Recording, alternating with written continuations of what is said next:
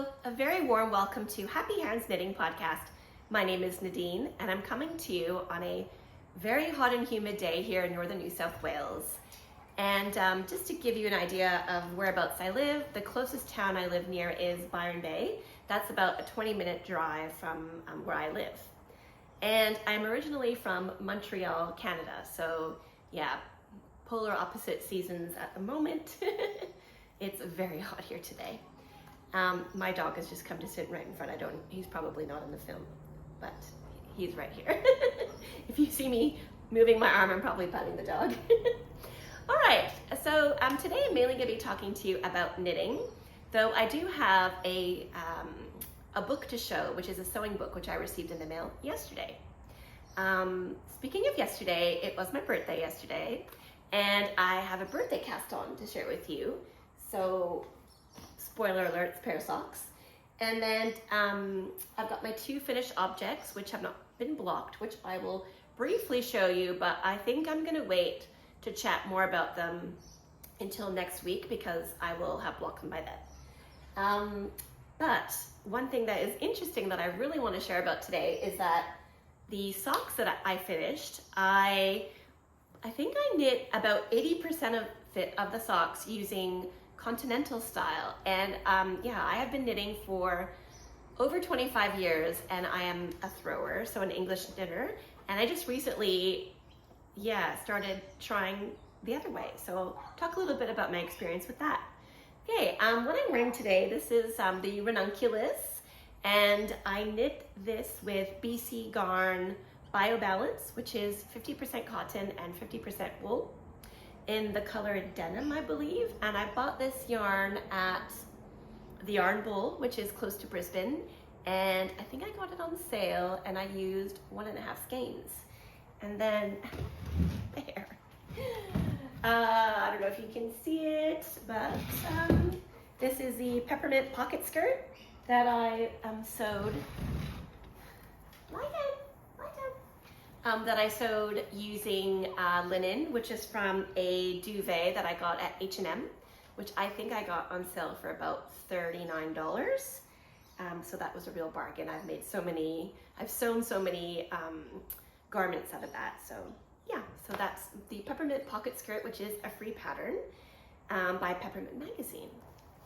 Okay, so I'll briefly show my two finished objects. But again, they are not blocked. So first I have the Festive Yoke. It's over 30 degrees today, so I'm definitely not gonna try it on. For next week I will, I'll put the aircon on and try it on. But here it is in all her glory. I used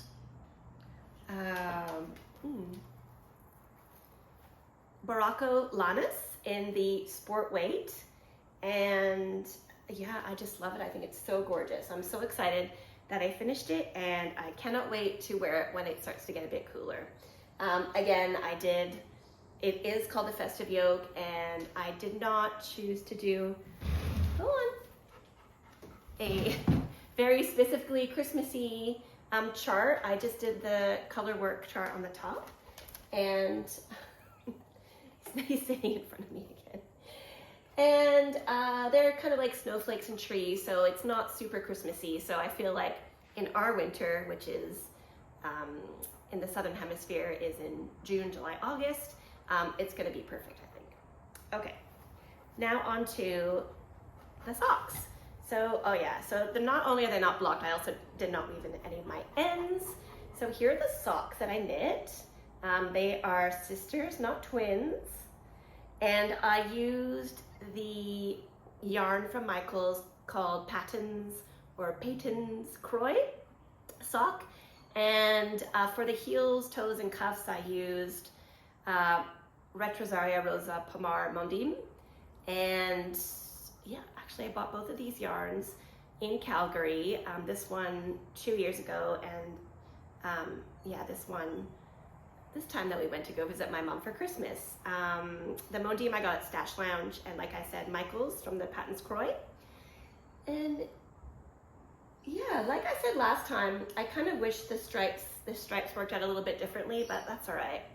I would have preferred if each color is striped, you know, in turn instead of being in these chunks, but that's okay. But the most important thing I wanted to share about these is the first sock, I think was this one. I started knitting and then I kind of, you know, remembered that I really wanted to try continental knitting. So like I said, I've been knitting for over 25 years, and the way I knit is with the yarn wrapped around my finger on my right hand. I insert the needle and then I go like that with my hand to wrap the yarn around the needle, and yeah, that's my style of knitting. And I'm pretty fast at it. I'm a pretty fast knitter. And I know continental knitting is meant to be a faster style, but I always thought, oh, you know, I'm already fast at this, so kind of thinking if I switch, it's gonna slow me down for a while. But in the end, I decided I'm just knitting these plain vanilla socks. Why don't I give it a try? And boy, am I happy that I did. I really fell in love with it. So like I said last week, I learned to crochet when I was 8 years old. So yeah, it was my first love, crochet. And when you crochet, you have the hook in your right hand and you have the yarn wrapped around your fingers on your left hand, and your right hand is doing, you know, the work. And yeah, I guess similar to throwing, but it's more the yarn stays still and this hand is doing the work, if you know what I mean.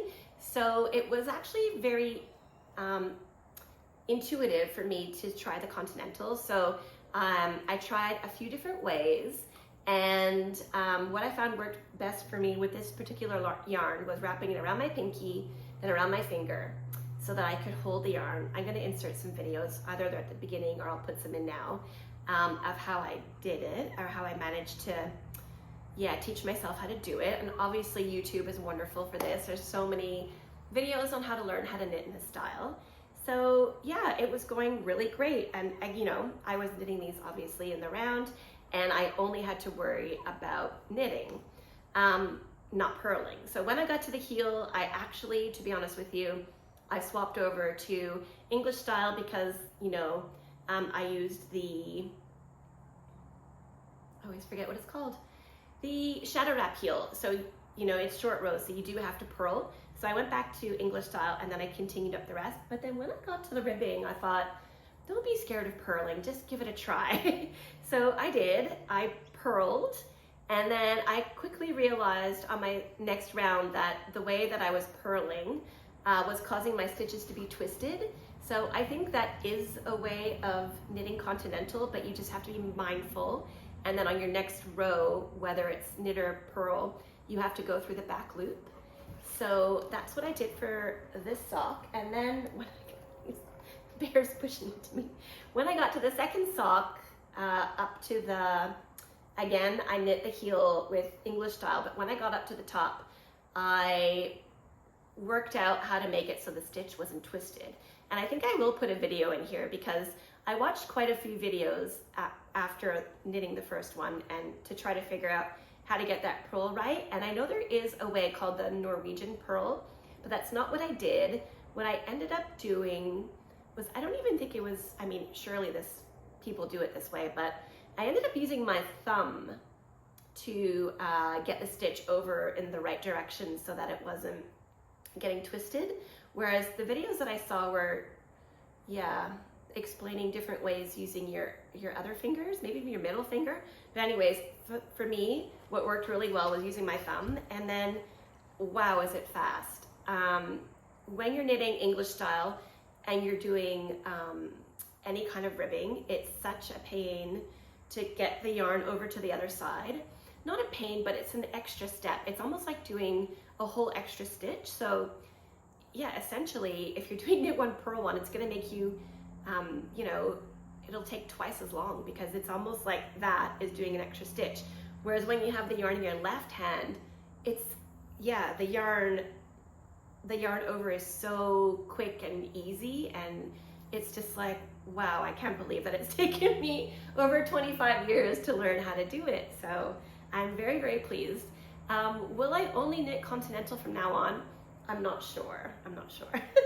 But let me tell you, if you are an English style knitter, I highly suggest giving it a go because it was really fun. And then, you know, you're learning a new skill. And as knitters, I think we love that. We love learning something new. And yeah, I think it's really good for your brain to try something new. Okay, moving on to my birthday cast on. So like I said, yesterday was my birthday. Had a really lovely day. My youngest daughter took me out for lunch. We went to a lovely Greek restaurant. It was so good. And my husband came as well, but my eldest daughter, who has a little bit of a cold, was feigning sickness, but really she stayed home because she was preparing a surprise. She made an amazing dinner for us, and yeah, when I came home, Bear, I don't know if you can see, he's still wearing, she put a bow tie on the dog. She set the table. There was a little menu at the place setting, and she made dessert and everything, and it was really, really, really nice and really delicious. I'm very, very lucky. Had a wonderful day. So in the car ride on the way up to the restaurant, I cast on some socks.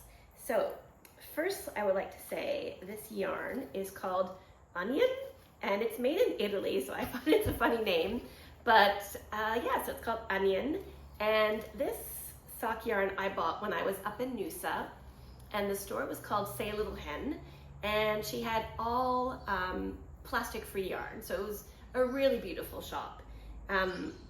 Yeah, if you watch back a few videos, I gave a little tour when we went up there when I bought the yarn. I feel like it was probably the end of November if you wanted to watch that video. But this yarn is Nettle Sock Yarn, and it says 70% wool and 30% nettle fibers. And it does say on here that it's superwash, but I asked her and she said it's the technique they use to superwash this yarn is not to plasticize it or put a coating of plastic on it or however that method is for superwashing yarn. It's a more natural way of superwashing yarn, so that's really awesome. And I'm very curious to try it because of the 30% nettle. And yeah, that's a strong fiber, a natural fiber. It's not nylon, so it's, you know, not made of plastic. And 30% is a pretty high content of that strengthening fiber, because unfortunately I wear through my socks, like I think every single one of my socks has got a hole in it at the moment. So I'm very curious to see what this is going to do, how it's going to wear. So I will definitely keep you updated because I'm very excited. Okay, so as you can see, I'm knitting some stripy socks, and I had in mind, I did a little sketch of what I wanted to make. I have in mind when I bought these three colors, so there's like a red, a cream color, and a very dark brown, kind of like a gray brown. And I really wanted to make myself a pair of socks that have toadstools on them. And I just couldn't help myself but to want to stripe them too when I decided to cast on. So I went with the red for the toe. And I don't know if you'll be able to see, I'll try to stand up and show. You can really see, if this is focusing, that there's quite a lot of white in the yarn. And I'm guessing that that's the nettle, and I'm guessing the nettle did not pick up the dye. So it's very pretty. It almost has like a little bit of a heathering effect. And yeah, so I chose red for the toe. Let me see if I have the colors on here. I only have numbers, but I'll give you all the numbers that I used in case you're very curious. So one of them is 34, one of them is 1001, and one of them is 1008. All right. So here's how I'm going, and yes, I am knitting these in the Continental, that's so tangled. Sorry. There. I am using Continental Knitting, and I'm striping every 4 rows, and I did look up what's like an ideal amount of rows to do in a stripe to still carry the yarn up the side and not be a big mess. And I think 4 was like the max they said before you have to start doing something funky to carry the yarn up. So they're 4-row stripes, and the fabric is really nice. It's a little bit rustic, I'd say, but nice. And I did feel at the yarn store, Say a Little Hen up in Noosa, they had a lot of socks that were knit in this yarn, and I felt them, and yeah, it does feel nice. So yeah, that's where I'm at. So I did the red toe. When I get to the heel, I'm going to do this similar type of heel, shatter up heel in the red, and then I'm going to stripe up to the leg, and then I can't decide if I want to make little miniature toadstools. So I would do, in the brown, I would do the little white leg of the mushroom, and then the cap I would do in the white with the red. So I can't decide if I want to do little mini ones, or if I will, at the top, like up here, have a big chunk of the brown and then do bigger toadstools on it. I'm not sure, I haven't decided. The good thing is, I feel like because I have 3 balls of this yarn, I feel like I can probably get 2 pairs of socks out of it. And so, yeah, maybe I can make both. Who knows? But yeah, I think these are gonna be so adorable, and I love them so much. So I'm very happy that I got to cast these on for my birthday. Okay, let me just check if that's all I had to say about that. Yes. Oh, I forgot to mention, when I was talking about the ranunculus, also I have an entire episode dedicated to the ranunculus from a couple of episodes ago. So if you want to see, this is actually the 4th one that I've knit. If you want to have a look at my other ranunculi, then feel free to go back and watch that video. Okay, so the last thing is to do with sewing. So if you're only here for the knitting, I understand, I'll see you next time. But if you are interested in sewing or learning how to sew, what better than to look at this book.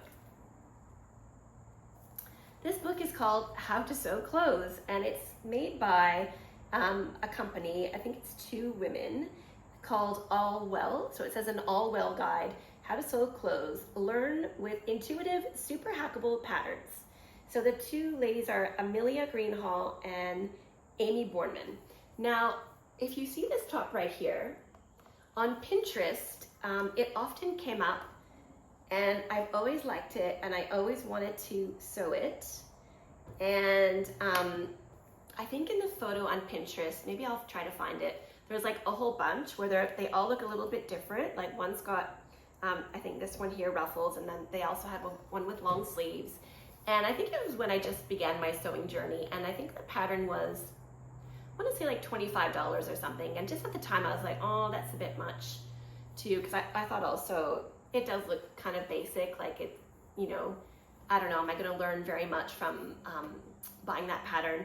So I kind of put it off. And then recently on Pinterest, again, that pattern came up, and then as I clicked through, it was showing this book, and the book was USA 35, Canada 44, UK 25. So, and here, and I bought it, I think it was even on sale. I feel like I paid $35 to $40 for it. So I asked for it for my birthday, and happily it arrived yesterday on my birthday. So to be honest, I have not had a chance to even look through it yet, but so it not only has this pattern and how to hack all the other ones, but then it's got some jackets, and it's got some bags and a dress, and I was just really, really excited to get it in the mail. And also, you know, there's a lot of information in here, and how to make garments that fit your body, how to change the pattern to make it fit you better, and I'm just very, very excited. And then in the back, and I did make sure before I bought it, it has some patterns.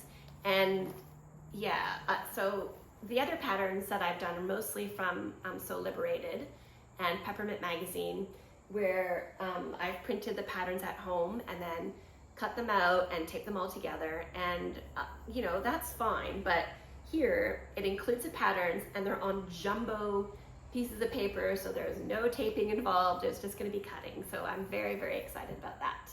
So yeah, I would highly recommend this book. Yes, I have not read it yet, but I plan to as soon as I finish recording this, so I'm very, very excited about that.